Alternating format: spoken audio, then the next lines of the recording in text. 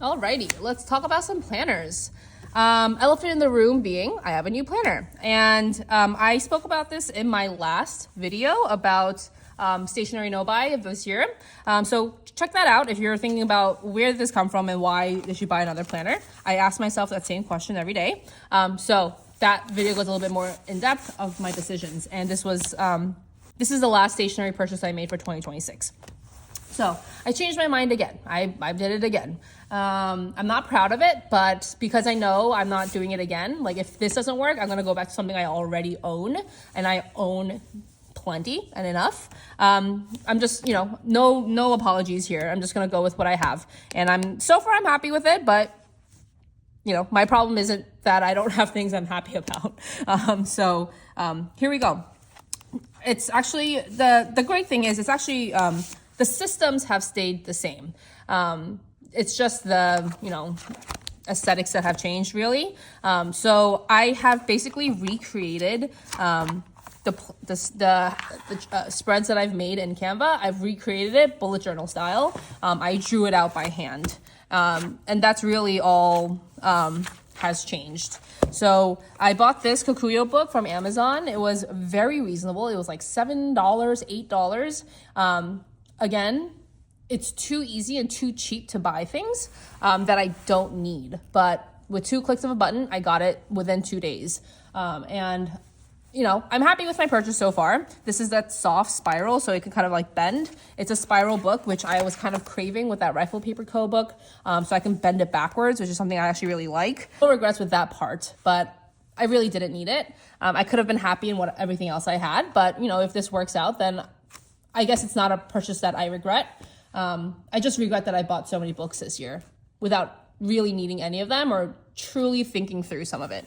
Because I remember for my rings, someone commented in that video that I made that they can't stand writing, like when your hand hits these rings when you have to write on the left side of the page. And I was like, surely that's not going to be a problem. I can deal with it. I can just take the page out and write, flat and then put it back in. How would I have known that wasn't going to be a problem when I've never used the ring systems? So I was just like so confident in myself that I was like justifying everything to myself and being so confident that the problems that everybody else has with rings wouldn't be a problem for me, who has been a book-bound girl for several years. So anyway, here we go. Just gonna do a quick flip through. This is a Sterling Ink calendar card, but this was an A5 size because I bought another A5 book for this year and I received this purchase with it. I cut it down to B6 size. I left the 2026 just so it kind of like sticks up, but I don't know how long I'm going to keep this. So I keep it just tucked in. So I have the calendar, but I also drew out the 2026 calendar. So yay me. I'm going to track like weather. I'm going to track the temperature highs of the week. 2026 months. I started in January and I actually haven't like drawn out the rest of the months, but I did count out 12 pages. And then this is what my weeks are going to look like. So I put the whole week vertically across the top and a very short time block section from 7 to 8 p.m. Just one square per time.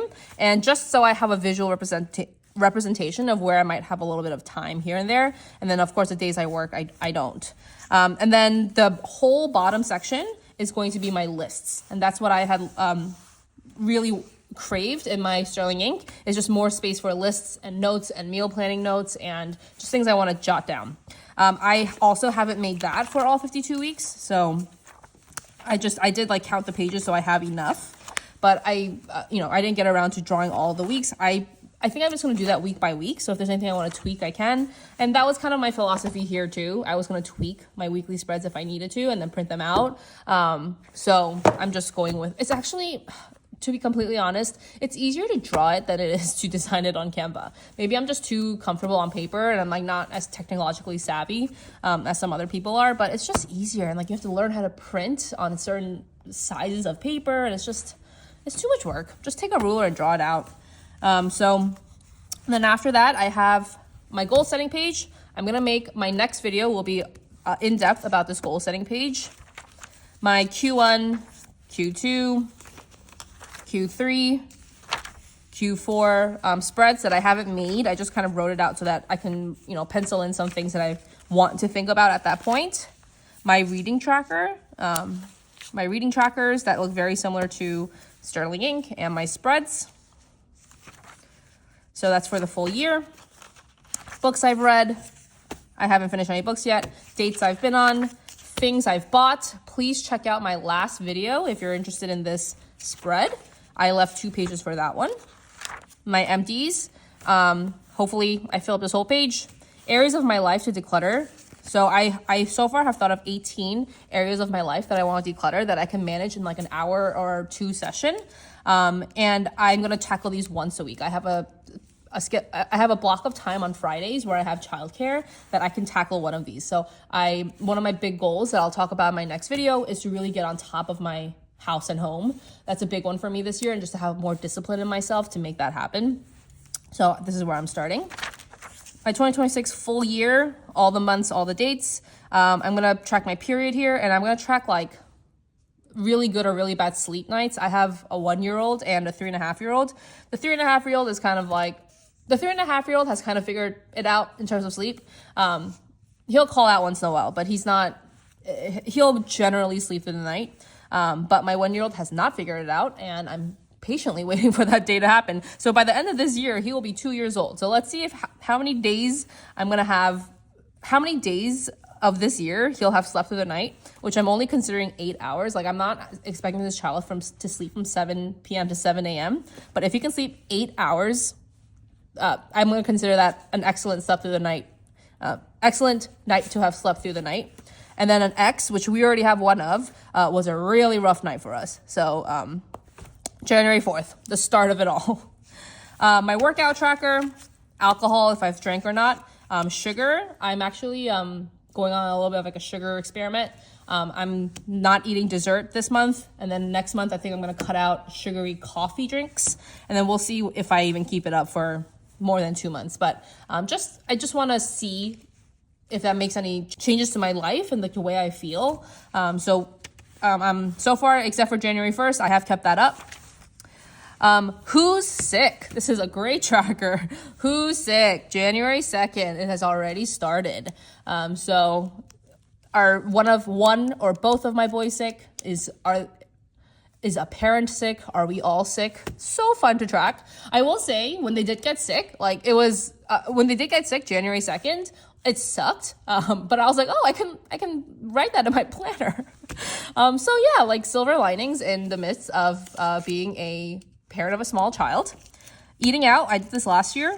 So if I ate 1 meal out or 2 meals out, and that means takeout, eating out, dining out, anything other than like eating home food, like home leftovers or home cooked food. And then this is looking ahead to 2027, just what's coming up next year. I just like to keep it so I have like a reference when I go into next year, and I'll pencil some stuff in. I'll put some stuff in permanently. So, it's very, very similar to my personal wide, but it's now just I've drawn it out. I like and dislike that. I would prefer it to be like printed, but it's just too much. As I clearly learned, it was just too much for me to print it out. I just got lazy, honestly, with it. So it's almost easier to do this. So the next video is going to be about goal setting. I'm excited to talk about that. So please check that out. I hope you all had a very happy new year, start to the new year. If New Year is not your thing and you're not really a new year, new me person, there's nothing wrong with that. You can start at any time to start a little bit healthier habits or changing one thing about your day. I personally love the new year. Like, I just love the idea that my mentality is better in the new year than it was during December, because December is very much like I have 1,000 things to do and I have 100 social events that I have no control over. So I'm really just trying to like make it through and enjoy it with my kids. But now I'm like, okay, I can take a breath. So I'm enjoying myself so far, and I hope to film a little bit more. I hope to get into a good system of filming and posting more videos.